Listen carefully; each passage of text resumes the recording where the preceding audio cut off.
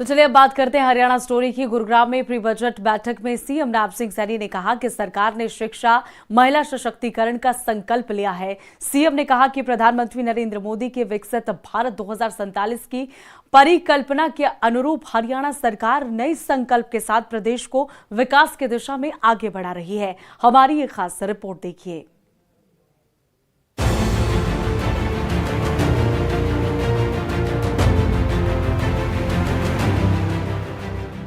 हरियाणा के मुख्यमंत्री नायब सिंह सैनी ने गुरुग्राम में शिक्षाविदों और महिला प्रतिनिधियों के साथ बजट को लेकर चर्चा की। बजट पूर्व परामर्श में उद्योग और वाणिज्य मंत्री राव नबीर सिंह, शिक्षा मंत्री महिपाल ढांडा, महिला और बाल विकास मंत्री श्रुति चौधरी और गुरुग्राम विधायक मुकेश शर्मा सहित तमाम वरिष्ठ अधिकारी इस कार्यक्रम में, इस चर्चा में उपस्थित रहे। इस अवसर पर मुख्यमंत्री नायब सिंह सैनी ने स्वामी विवेकानंद जी की जयंती पर उन्हें नमन किया। वहीं लोहड़ी और मकर संक्रांति की शुभकामनाएं देश और प्रदेशवासियों को दी। आज हम सब के लिए एक और विशेष दिन है। आज भारतीय संस्कृति के अग्रदूत स्वामी विवेकानंद जी की जयंती है, जिसने भारत की आत्मा को विश्व पटल पर स्थापित करने का काम स्वामी विवेकानंद जी ने किया है। मैं उनको सत सत नमन करता हूं, उनको प्रणाम करता हूं। और साथ ही आप सबको कल लोहड़ी का महापर्व है, मकर संक्रांति का पावन पर्व है, उसकी भी मैं आप सबको बहुत बहुत बधाई और शुभकामनाएं देता हूं। और इसके साथ ही इस पूर्व बजट परामर्श में 2026 का आगमन हुआ है। इस नव वर्ष की भी मैं आप सबको बहुत बहुत बधाई और शुभकामनाएं देता हूं। हरियाणा के मुख्यमंत्री नायब सिंह सैनी ने कहा, राज्य सरकार करेगी शिक्षा का सुदृढ़ीकरण। महिला सशक्तिकरण को लेकर पूरी तरह से प्रतिबद्ध है हरियाणा सरकार। प्रधानमंत्री नरेंद्र मोदी की विकसित भारत 2047 की परिकल्पना के अनुरूप काम किया जा रहा। हरियाणा सरकार लगातार इस पर काम कर रही है। साथ ही हरियाणा सरकार नए संकल्प के साथ प्रदेश को आगे बढ़ा रही है।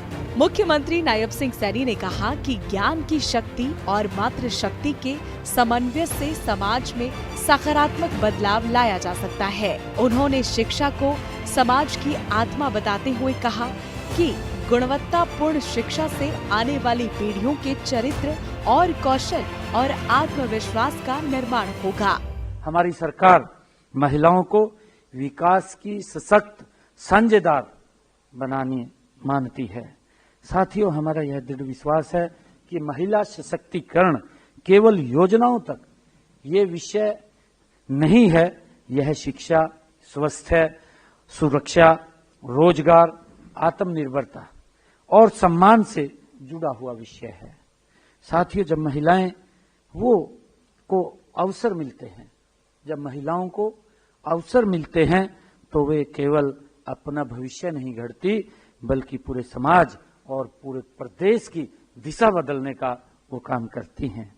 मैं पूरे विश्वास के साथ ये कह सकता हूं कि जब महिलाएं आगे बढ़ती हैं तो परिवार आगे बढ़ता है, जब परिवार आगे बढ़ता है तो समाज आगे बढ़ता है, और जब समाज आगे बढ़ता है तो प्रदेश गति से आगे बढ़ता है। और आदरणीय प्रधानमंत्री जी का जो संकल्प है कि हमने 2047 तक विकसित भारत बनाना है, उसमें हमारी महिलाओं का एक महत्वपूर्ण योगदान उसके अंदर हो। आदरणीय प्रधानमंत्री जी उस दिशा में गति से काम भी कर रहे हैं।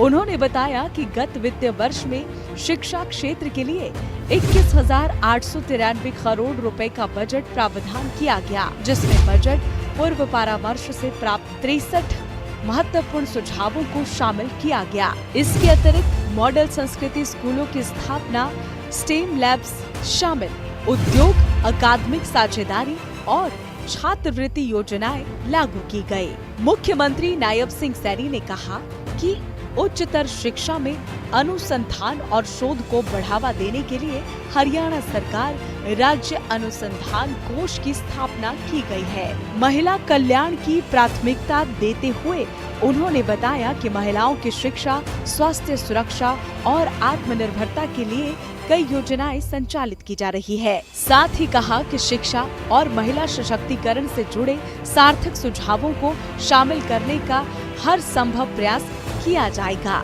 Bureau report, living India news.